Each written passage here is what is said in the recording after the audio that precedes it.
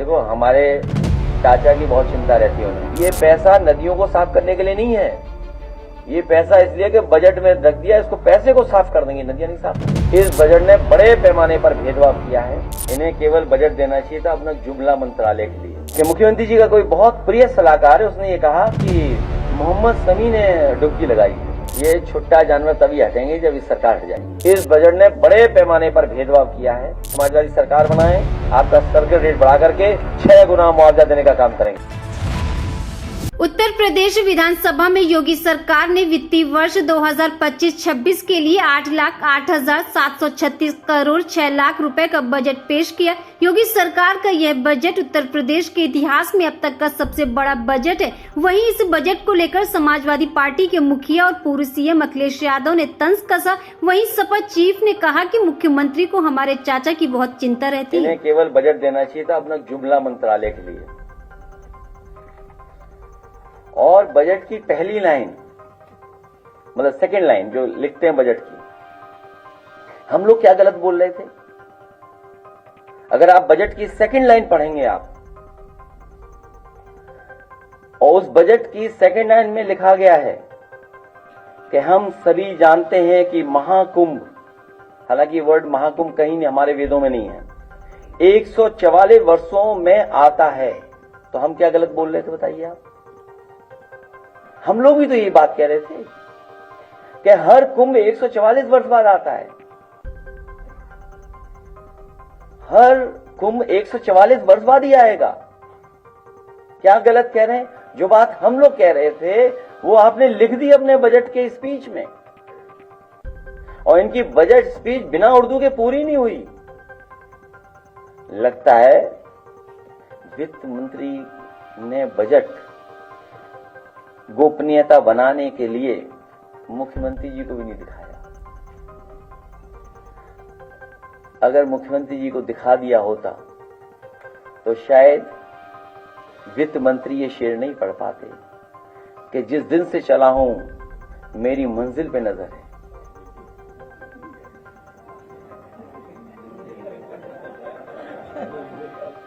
सोचिए आप,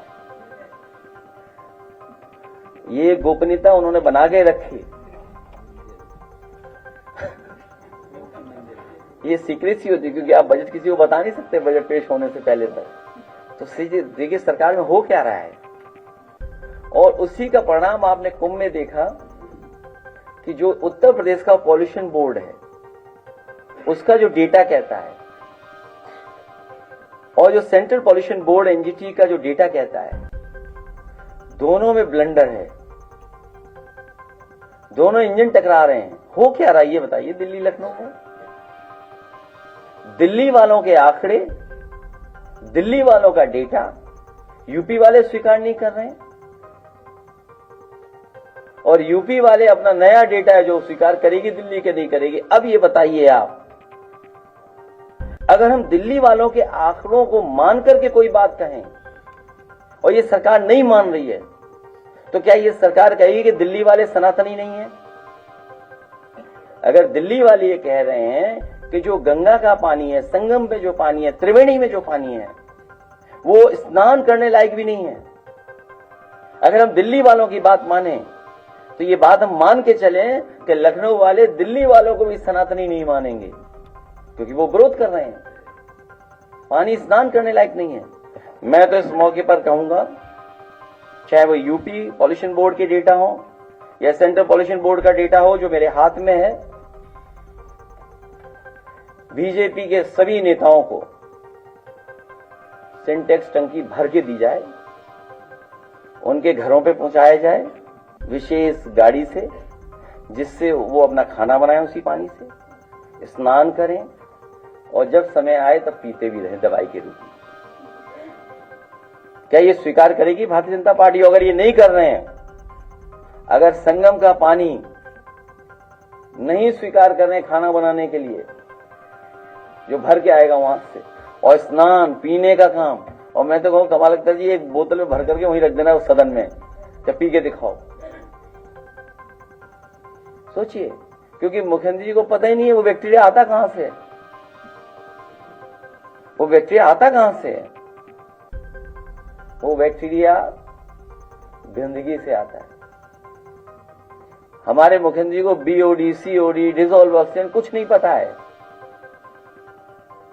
अगर पता होता तो शायद इस भाषा का इस्तेमाल नहीं करते जो भाषा का इस्तेमाल कर रहे हैं वो सदन में। और कभी कभी क्या होता है कि आदमी अपने नेचुरल उसमें चला जाता है,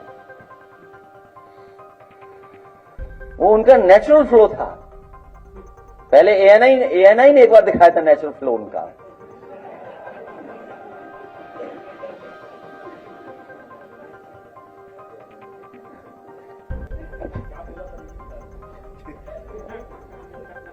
अनपार्लियामेंट्री वर्ड है। जो भगदड़ में मरे, और भगदड़ कितनी हुई है ये भी सरकार नहीं बता पा रही है।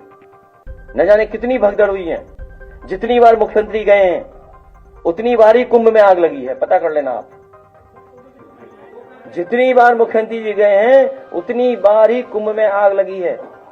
और सुनने में आया कि बैलून में भी आग लगी, वो पता नहीं जिंदा बचे थे कि मर गए। बैलून। और जो श्रद्धालु गए, कुछ लोगों की रास्ते में जान चली गई। श्रद्धालु गए, स्नान करके लौटे, जान चली गई। कुछ पहुंच भी नहीं पाए जब जान चली गई। बताओ उनकी मदद सरकार करेगी कि नहीं करेगी? और गिनती नहीं बता पा रहे हैं। और मैं आपको जानकारी दे दूं, आप भी अखबार पलटना, जिस समय एसटीएफ को जांच दी गई तो एसटीएफ ने कहा षड्यंत्र है और साजिश है, इसकी पोल खोली जाएगी। उस समय कहा उन्होंने कि हमने त्रिवेणी न्यूज पे, संगम न्यूज पे कहा 16,000 नेटवर्क से मोबाइल पता किए हैं। अगर हमने 16,000 नेटवर्क पे मोबाइल पता किए तो मान लीजिए 32,000 लोग थे। 32 नहीं, 50,000 लोग रहे होंगे। 50,000 लोग रहे होंगे। और आप गिनती कितनी बता रहे हो भाई? आप ही कह रहे हो, हम नहीं कह रहे हैं। आपके आंकड़े हम पेश कर रहे हैं। आपने कहा 16,000 नेटवर्क में थे उस समय लोग साजिश करते समय, और आपने कहा ये डिजिटल कुंभ होगा। आपके सीसीटीवी क्यों बंद हो गए? वो सीसीटीवी की रिकॉर्डिंग कहां है जिस समय भगदड़ मची थी? सीसीटीवी क्या थे? आप कह देंगे वो तार कट गए थे, बिजली नहीं थी इसलिए टूट गए थे तार, रिकॉर्डिंग ही नहीं की कैमरे ने। और ड्रोन क्या कर रहे थे आप चंद्रमा तक पहुंचना चाहते हो लेकिन जमीन पे क्या हो रहा है वो दिखाई नहीं दे रहा आपको। ड्रोन कितने थे सोचिए आप, कहां गए ड्रोन आपके? और पिछली बार के पता करना, जो सीएजी रिपोर्ट कहती है कि ड्रोन फर्जी थे, नकली ड्रोन थे, नकली ड्रोन उड़ाए थे, पिछले सीएजी की रिपोर्ट में कहा गया। तो अभी तो जब और जांच होगी तो आपको पता लगा क्या किया इन्होंने कुंभ में।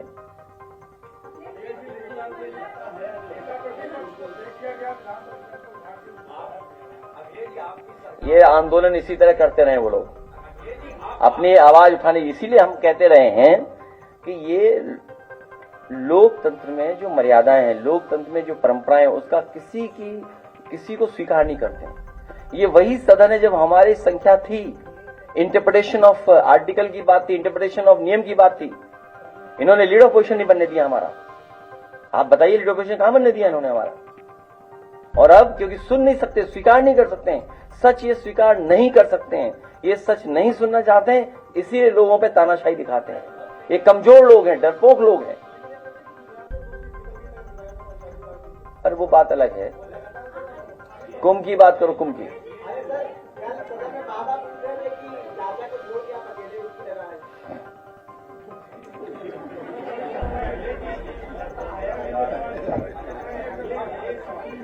नहीं, उन्हें देखो, हमारे चाचा की बहुत चिंता रहती है उन्हें।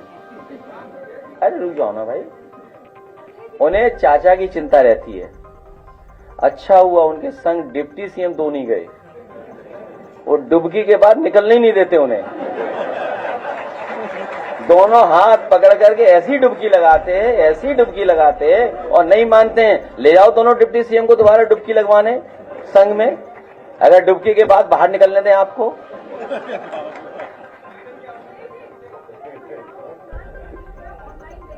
देखिए ये बहुत गलत हुआ है, महिलाओं के साथ इस तरह का व्यवहार होना। इसकी तभी तो मैं कह रहा हूं, जो लोग ये कहते हैं डिजिटल कुंभ होगा, तो आपके सीसीटीवी या इस तरह की चीजें जो हो रही थी, साइबर क्राइम में आप नंबर 1 है। यूपी साइबर क्राइम में नंबर 1 है। क्या कर रहे हैं आप? एआई, बताइए एआई जानते नहीं हमारे मुख्यमंत्री एआई क्या है?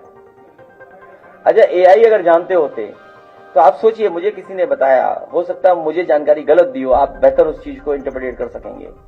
मुझे किसी ने जानकारी दी कि मुख्यमंत्री जी का कोई बहुत प्रिय सलाहकार है, उसने ये कहा कि मोहम्मद शमी ने डुबकी लगाई है। अच्छा, क्योंकि मोहम्मद शमी को उन्होंने कहां देखा होगा, तो सुनने में यह आया कि एआई जनरेटेड जो उसकी पिक्चर थी वो सोशल मीडिया पे चल रही थी। अब वो मैं नहीं जानता किसके साथ। तो अरे रुक जाओ ना, भागो नहीं, अब तुम्हारा जवाब सब देंगे। तो जो एआई जनरेटेड, तो एआई के रिले बना रहे सेंटर, क्या जानते हैं एआई के बारे में हमारे मुख्यमंत्री जी? बताओ ना क्या जानते होंगे, आप खुद सोच के बताइए। जो ये कहते हो कि एआई से जनरेटेड फोटो को वो सच मान गए कि शमी ने डुबकी लगाई है। सोचिए आप, लगाई किसी और ने डुबकी, कह दिया किसी और के बारे में। ये तो हमारे मुख्यमंत्री हैं।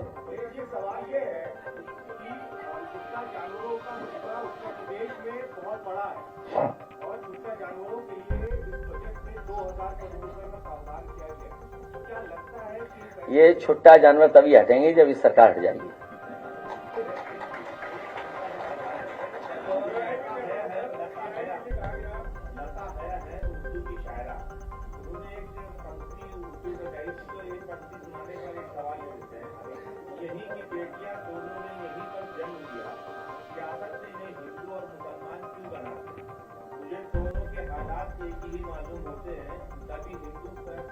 कभी हिंदी पे बंदिश तो कभी उर्दू पे ताला। बात निकली है तो दूर तलक जाए कि वो ये जो कल उन्होंने बनाया, परसों उन्होंने नेता पदर ने कठपुतले पे बयान दिया था उर्दू पे, तो उसमें अध्यक्ष ने कार्रवाई से शब्द को नहीं मिला।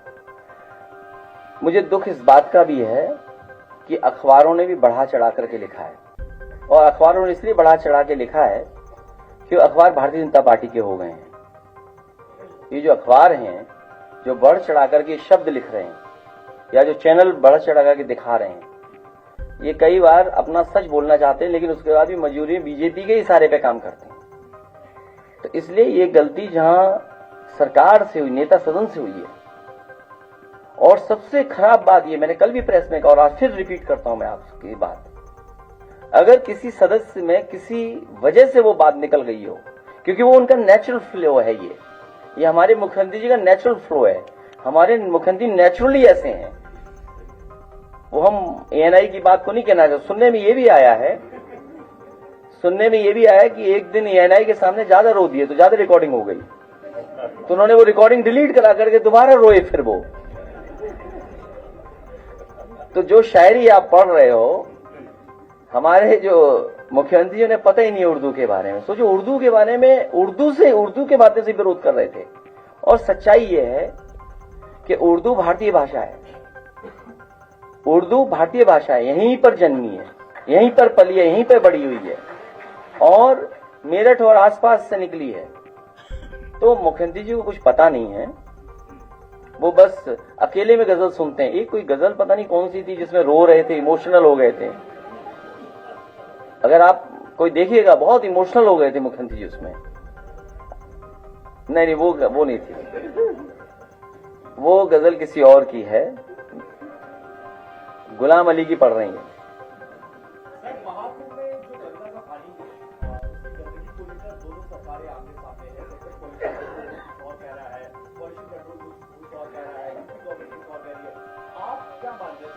मैं ये मान रहा हूं कि हमारे मुख्यमंत्री जी ये कह रहे हैं कि दिल्ली वाली सरकार सनातनी नहीं है। ये दिल्ली और लखनऊ की सरकारों में ब्लंडर हो रहा है। दोनों इंजन टकरा रहे हैं, डब्बे भी टकरा रहे हैं, इंजन जा ही नहीं पाए हैं, डब्बा वहां शपथ में पहुंच गए कोई। तो तुम वहां नहीं सवाल पूछ पाते हो। देखिए, सवाल का जवाब तभी देंगे जब सब लाइव दिखाओगे या सब रिकॉर्डिंग बाद में दिखाओगे। अरे चल रहा है,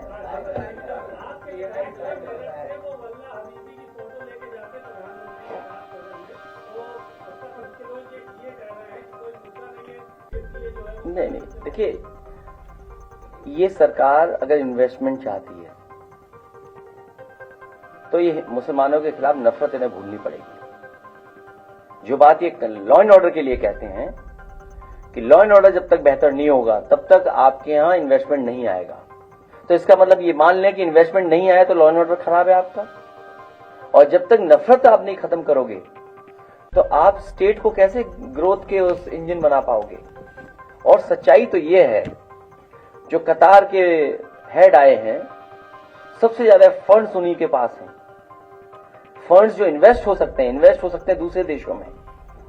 तो हमारी सरकारों को ये कोशिश करनी चाहिए कि कतार का फंड हमारे इकोनॉमी में लगे, हमारे यहां इन्वेस्ट हो। तो इसीलिए दिल्ली वाले तो गले मिल रहे थे और अपना प्रोटोकॉल तोड़ करके गए थे एयरपोर्ट पर मिलने। सोचिए, अमेरिका के राष्ट्रपति नहीं आए आपके प्रधानमंत्री को रिसीव करने। अगर आपका देश ताकतवर होता, क्योंकि कतार के जो वो आए हैं वो बहुत मजबूत हैं, वो आर्थिक रूप से ज्यादा इन्वेस्ट कर सकते हैं, ज्यादा आपकी इकोनॉमी में पैसा लगा सकते हैं। इसलिए आपने उन्हें खुश करने के लिए, उनसे इन्वेस्टमेंट ज्यादा लेने के लिए अपना प्रोटोकॉल तोड़ करके उनका सम्मान में आप वहां रिसीव करने गए थे और गले मिल करके आए। ये बात हमारे लखनऊ वाले नहीं समझते। लखनऊ वाले जाते नहीं कहीं विदेश, अब कहीं गए हो एक दो देश तो पता नहीं मुझे, नहीं और किसी देश में गए हो तो पता नहीं, लेकिन गए हैं।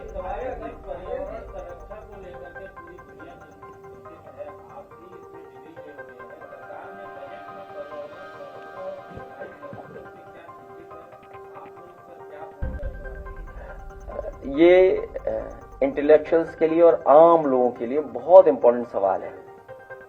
दुनिया के जितने भी स्टेट हेड्स हैं, समय समय पे बैठ करके इस बात पे चिंता करते हैं कि जो क्लाइमेट चेंज हो रहा है, ग्लोबल वार्मिंग हो रही है या इन्वायरमेंटल इश्यूज हैं, इनको एड्रेस किया जाए। और एड्रेस करना इसलिए जरूरी है कि हम आने वाली पीढ़ी को कैसी जमीन देके जाएंगे, आने वाली पीढ़ी को हम नदियां कैसी देके जाएंगे, आने वाली पीढ़ी को हम हवा कैसी देके जाएंगे, आने वाली पीढ़ी को हम कितना साफ सुथरा दे करके जाएंगे।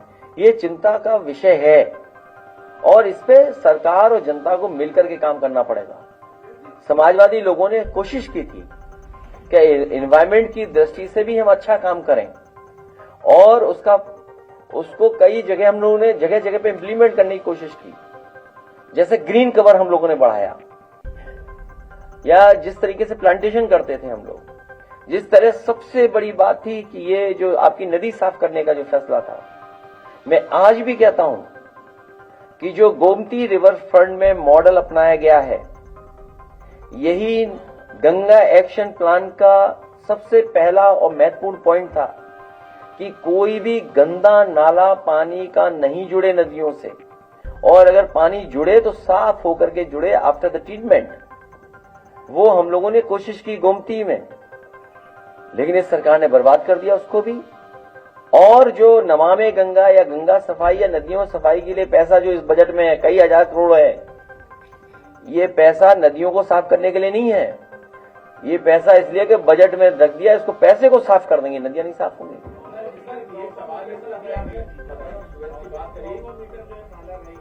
जी जी जी, नहीं ये मैं आज कह रहा हूं कि देश का one of the best river front होगा। और जब भी समाजवादी सरकार आएगी तो आप खुद देखेंगे कि देश का सबसे अच्छा रिवर फ्रंट अगर कोई होगा तो वो आपका लखनऊ का होगा। और यही मॉडल दूसरी जगह अगर अपनाया जाएगा और लागू किया जाएगा तो वहां भी नदियां साफ सुथरी बहेंगी।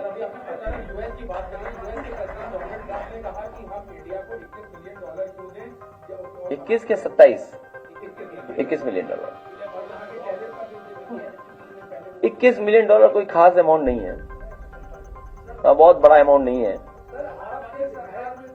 नहीं, एक मिनट इनकी बात खत्म करने। वो $21 मिलियन कोई बड़ा अमाउंट नहीं है, लेकिन सुनने में आ रहा है जिस शक्ति से वो बात कर रहे हैं, या जो हथकड़ियां बेड़ियां से हमारे लोग वापस आ रहे हैं, ये बहुत बड़ा सवाल है। और तब बड़ा सवाल तब बन जाता है जब हम 87 रुपए लेकर के जाएंगे, तब आपको ₹1 अमेरिका का मिलेगा। ये बड़ा सवाल है कि जब आप 87 रुपया लेकर के जाओगे तब आपको अमेरिका का $1 मिलेगा। और सोचिए कब ये सरकार क्या कहती थी जब डॉलर की कीमत क्या थी।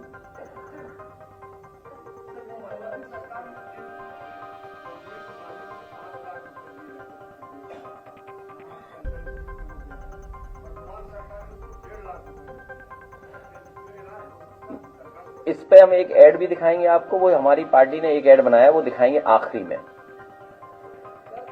अरे रुक जाओ ना, ये ये जो बीमारी वाला सवाल आपने उठाया है, जो नेताजी का पक्ष था और जो समाजवादियों की सोच है और जिस पर समाजवादी पार्टी ने काम भी किया और करके भी दिखाया। समाजवादी पार्टी का मानना है कि कोई भी गरीब अस्पताल जाएगा उसे न कोई कार्ड दिखाना पड़े, न कोई पैसे के लिए उसे मांग की जाए। एक बार पर्चा बन जाए तो उसका पूरा का पूरा इलाज फ्री होना चाहिए, उस गरीब को कोई परेशानी नहीं होनी चाहिए। और वो मॉडल नेताजी ने आपके लोहिया इंस्टीट्यूट में शुरू कर दिया था, लोहिया आपके मेडिकल कॉलेज में, और सैफी का एक्ट जो बना था, और उसी एक्ट के तहत हम लोग कैंसर इंस्टीट्यूट बनाना चाहते थे। भविष्य में भी हम उत्तर प्रदेश की जनता को कहना चाहेंगे और बताना चाहेंगे कि गरीब का इलाज फ्री होना चाहिए और पूरा का पूरा पैसा सरकार को देना चाहिए।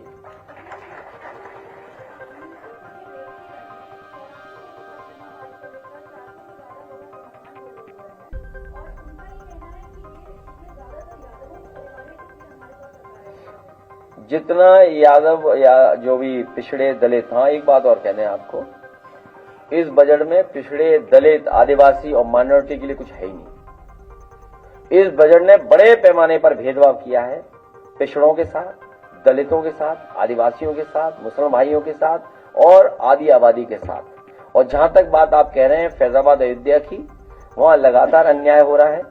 हम लोगों ने पहले भी कहा, फिर कहते हैं कि सरकार वही अच्छी होती है जो सर्किल रेट का बढ़ा करके, क्योंकि अयोध्या जैसी जगह पर आप जमीन ले रहे हैं, अयोध्या वासी कभी ऐसा नहीं सोच सकते कि जमीन विकास के लिए न दें।